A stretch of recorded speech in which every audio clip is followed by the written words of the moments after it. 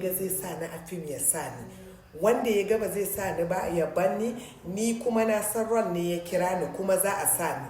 Kuma ku yi tunani ku gani, duk girman duniya tun da Hadiza Gabon take hirawa ta taba kira ta yi wa irin wannan tonan sililin sai ke shi yasa ta taba tambayar ma wani yana sallah ko baya sallah idan ruwanta da sallan mu. Ni kwa da ta tambaye ni tun da zance nake so na fito na gaya mata, kuma ita ma ai ta danganci garin mu Hadiza.